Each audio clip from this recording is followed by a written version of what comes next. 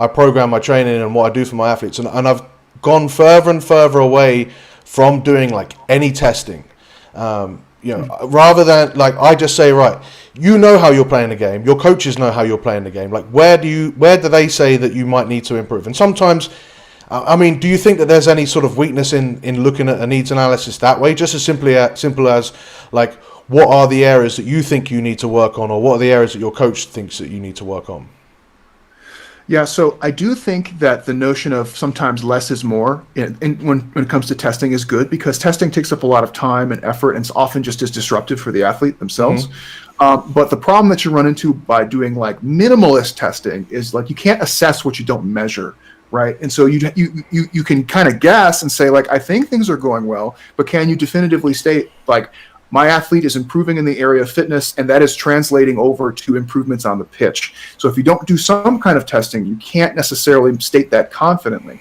Now, does the testing that you do need to be overly complicated? No, that's the other thing, right? So if you're keeping good records of things like their lifting numbers, like you don't have to have them come in and do 1 or 3 or 5 RMs, right? That's just a big waste of their time.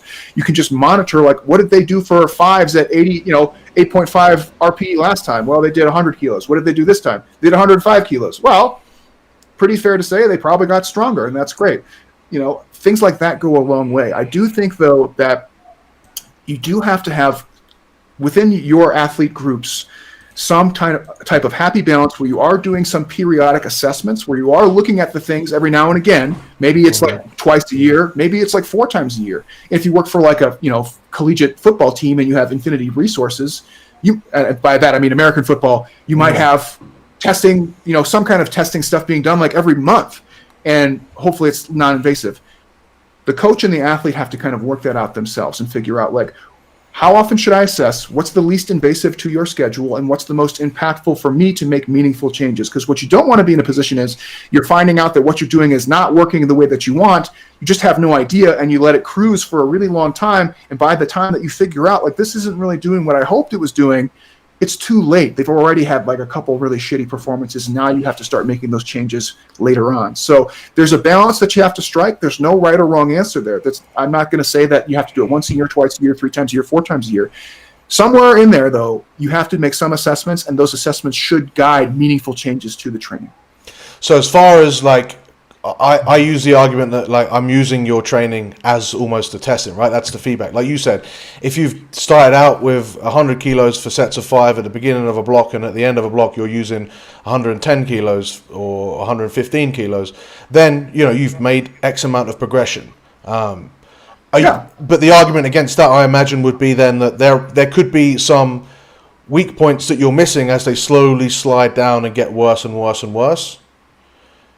Or it might not. So like strength is kind of an easy one to do in like a non-formal way, right? Whereas other ones might be more complicated, like doing the intermittent endurance, doing like the sprinting, jumping kind of stuff. Those things might be worth doing like a quick, like, okay, we're going to do our warm up for today's session. I'm going to have you take 3 jumps on this, either like a vertec or whatever, and that's it. It's only going to take 10 minutes, and then we'll move on with the training session. Something like that's pretty non-invasive and is pretty useful for monitoring some things. So I do think that it can be kind of fussy. That's the problem that you run into, where it gets like, how much time and fuss do I want to put into this stuff? And what is the payout of doing the fuss and taking the athlete out of just being focused on the training that they're doing? And there's no right or wrong answer there. That's something that people just kind of have to figure out and have a good rapport with each other. I find that with that, it's like, especially with rugby, where you get a lot of rugby seasons that run, 8+ months long. And so, to use the game as a test, yes, games are always going to be completely unpredictable by nature. It's very difficult to judge a game by game. But in general, like, if someone's put on some speed over the course of the 8 months, that should show itself at some point in a game, and you should be able to feel that. Yeah, and so that might be something where you just take it like for a season at a time, where you say like, okay, this season we can look at some of your like average stats and say, okay, you moved this much on average, or you had this many tries, or this many whatever's tackle breaks.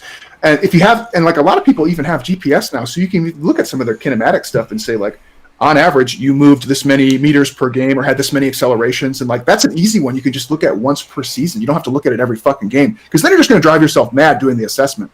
So I think that's one where you just kind of look at it on a bigger time scale. You kind of look at some averages and say, like, on average, are they making some small improvements over time? And yeah, okay, boom, not too bad. Yeah, I think that is what people. I mean, it's what people get. I think a bit messed up too much with their training is that they look so much for like this, how to perfect their week to week progression, and then they just toss it out after a month or so, and they don't look at their year to year progression. You know, whereas like if you look back, sometimes like I've had athletes that they're like, I haven't lost as much body fat this week, or my strength, and I'm all like. So what I'll do is, like, this is the beauty of me keeping people's training. Like, I've got a log of a year ago, and I'm like, look how much you've improved.